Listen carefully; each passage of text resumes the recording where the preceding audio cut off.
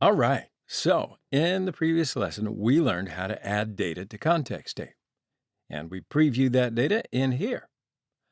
So, in this lesson, we are going to see how to remove one of these to-dos. And we're going to click on one of these to-dos, and then we'll remove that in here.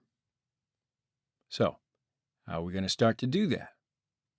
Well, it's kind of sort of similar to what we did in the add to-do function.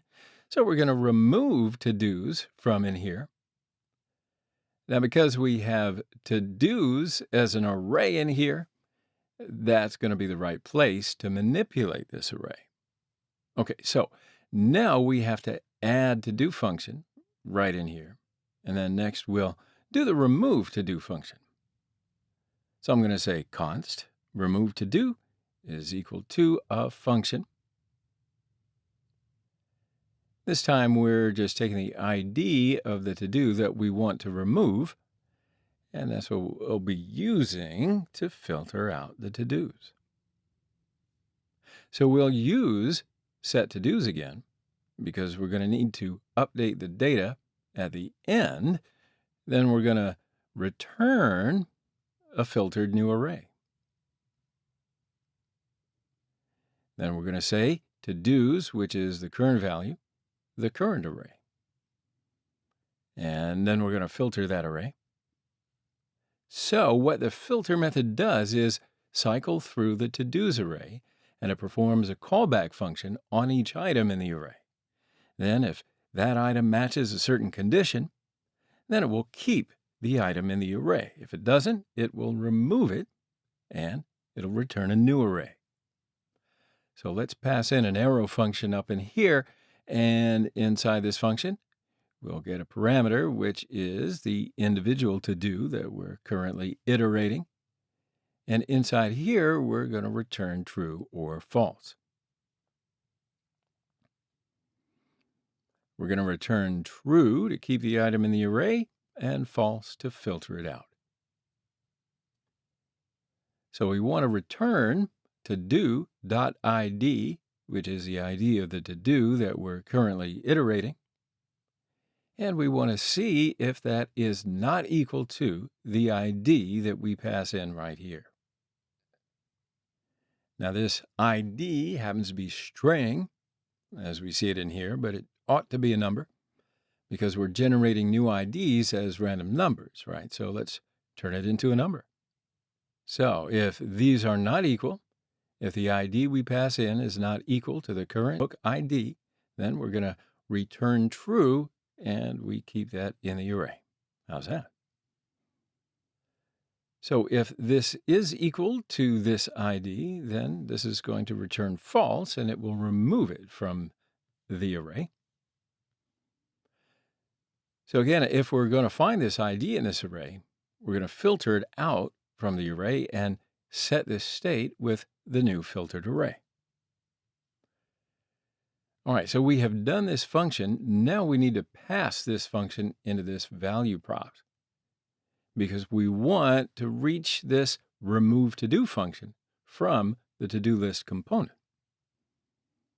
So we're going to reach this function from the to-do list component, and then we'll pass the ID of the to-do that we want to delete and send it back in here.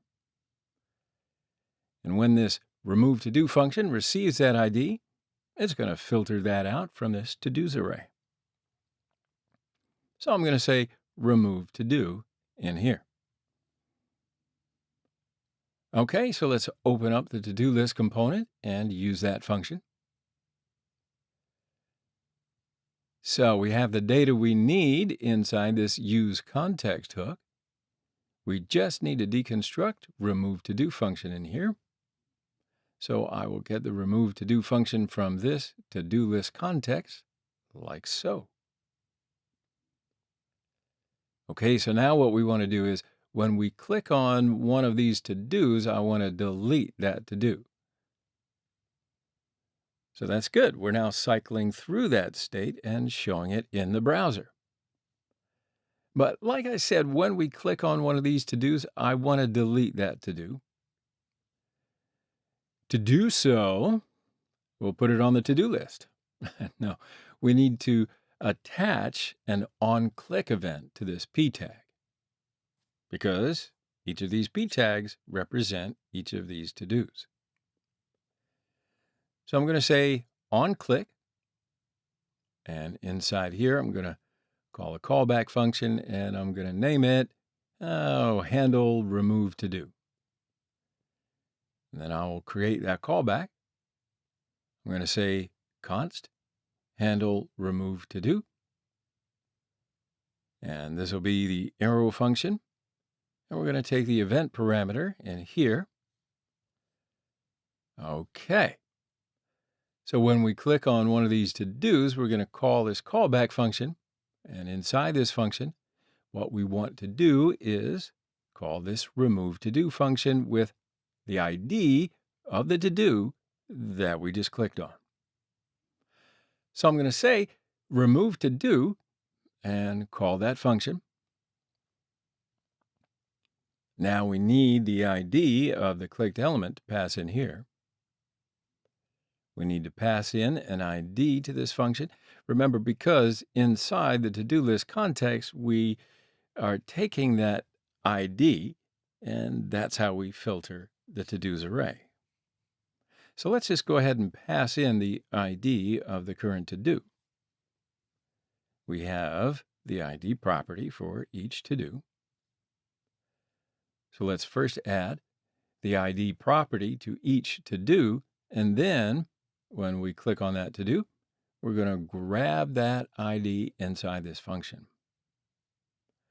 So I'm going to add ID property in here, and ID will be the to-do.id, like so. Okay, let's grab that ID in this function. So to get that ID in here, first I'm going to say const ID is equal to, I'm going to assign ID to this constant, and then we will get ID by saying e.target.id, like so.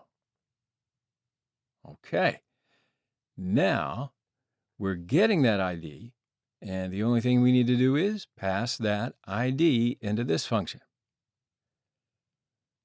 All right, so we're going to click on one of these to-dos in here. Then we will call this handle remove to-do function. And inside this function, we're going to get the target or clicked to-do's ID. And then we will pass in that ID to this remove to-do function.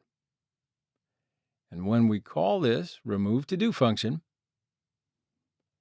this will invoke this function with whatever the ID that we've passed in. Actually, the ID will be the ID of the clicked element, right? And this function will filter out that element from this array. So let's save all this and let's jet on over to the browser to test it.